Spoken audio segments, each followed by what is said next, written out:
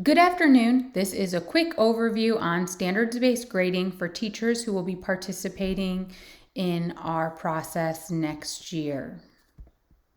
So if you're unfamiliar with standards-based grading is a grading process that gives students grades based on their achievement in relation to state standards.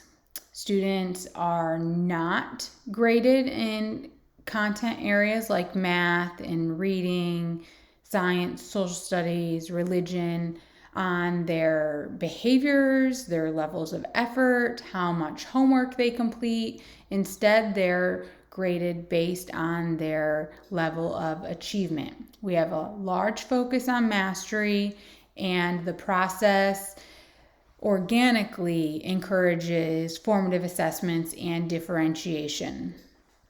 I have two links here. One says Diocese of Cleveland process video, and it just walks you through and shows you all of our materials and how we use them. And there is also another video here in the right hand corner on the bottom that defines standards-based grading a little more.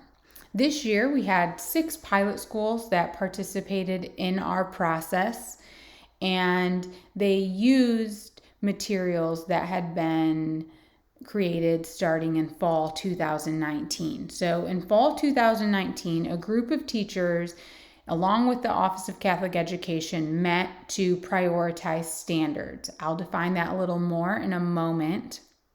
After we had our priority standards, we created proficiency scales, report cards were created, and then this year, 6 schools participated in our process. And we're currently revising documents to help support schools this coming fall.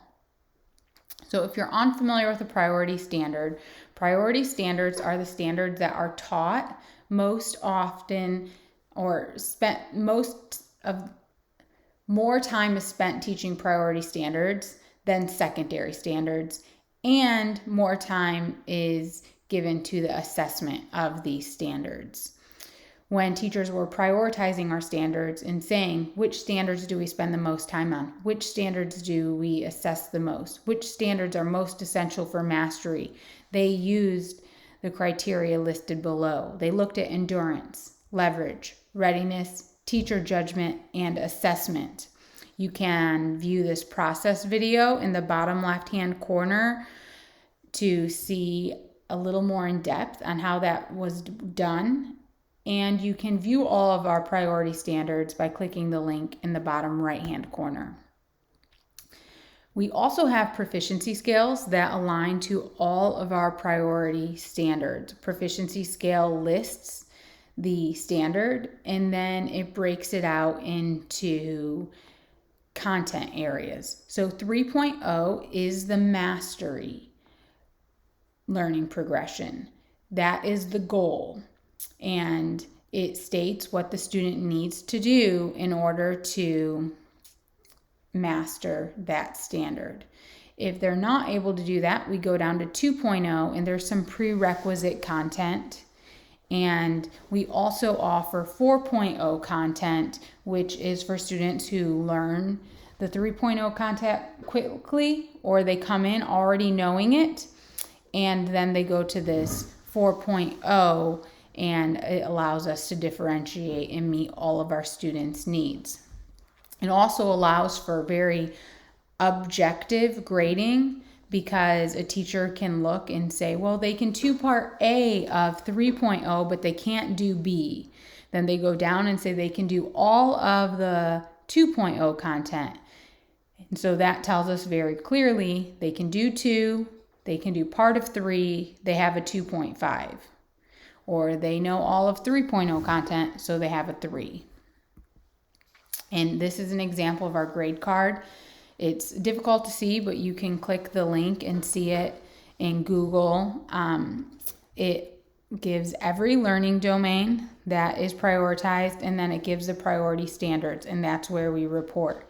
It also has some social and emotional standards that were prioritized that we report on, and some work habits. So to give you some ideas on next steps. If your school is participating in standards-based grading next year, you could explore priority standards and proficiency scales. And those will be on the Digital Academy late June. That said, you don't need to look at this over the summer. It's really just there for you to have if you would like. All right. You can see proficiency scale revision is on this list because the week of June 7th, we are hosting a proficiency scale revision where we'll improve our current materials. The big date that's in bold here is the Marzano Resources Professional Learning Session that will be August 10th all day. And we give you, we suggest you look at, and this could be during the next school year, but the book, A Teacher's Guide to Standards-Based Learning. And also our office will be holding quarterly meetings to support everyone. All resources will be on the Digital Academy. We'll have the proficiency scales, the standards list, the report cards, videos that support your process and explain the process to parents, and some form letters you can use to send information out to your school community. Our office scheduled the professional learning session for August 10th, and we'll host regular meetings for just your school or quarterly meetings for everyone, really whatever you need. And then finally, we just gave you some resources here.